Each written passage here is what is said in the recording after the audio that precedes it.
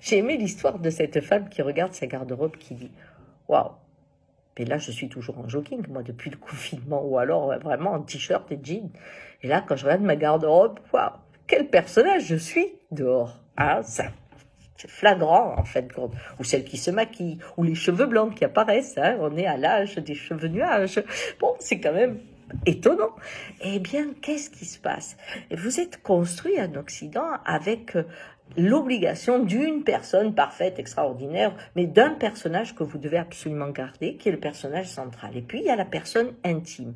Des fois, elles se ressemblent, mais souvent, elles sont différentes. Et l'intime est construit à partir du personnage qu'on rencontre sur la scène de théâtre.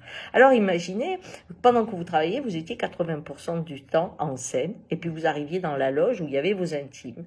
Et selon votre personnage, eh bien, il continuait à être celui qui est brillant si vous aviez le premier rôle, ou si celui qu'il faut protéger, aider, si vous étiez l'éternelle victime là-bas.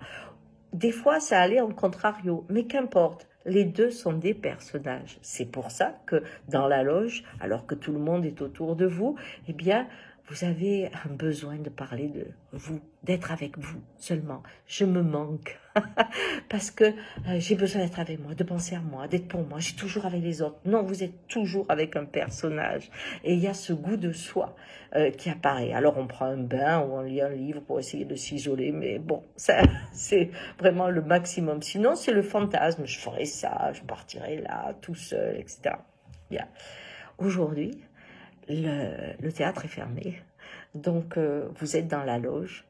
Et cette loge, eh bien, tout d'un coup, révèle l'intime autrement. Et le personnage principal devient le personnage de l'intime. Ce qui, des fois, est très déstabilisant.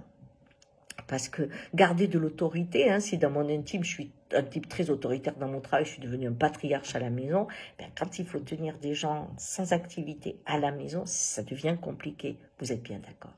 Donc, ce personnage intime est touché aussi dans sa fonction, puisqu'il est normalement vécu en parallèle avec le personnage du théâtre. Bien. Alors, je vais vous donner aujourd'hui un moyen de faire naître celui qui vous manque, c'est-à-dire de le mettre en résonance, cette part de vous que peut-être vous vous êtes jamais autorisé. Mais comme aujourd'hui les choses se déconstruisent, c'est peut-être le moment de le laisser pousser. Vous allez faire une roue de médecine très simple. Nord, ouest, facile, sud, est. Vous la faites devant votre écran, et ça ne vous change pas, mais vous mettez la vidéo. Et vous prenez l'angoisse, ce qui vous travaille, peur de perdre votre travail, qu'importe, l'angoisse qui vient aujourd'hui en vous, hein, et ou le manque, ce qui vient, et vous parlez, hein, vous regardez, vous parlez, et là vous êtes en train de parler comme si vous étiez dans votre théâtre, et vous écoutez comme de votre loge, c'est-à-dire c'est du nord et de l'ouest. C'est simple.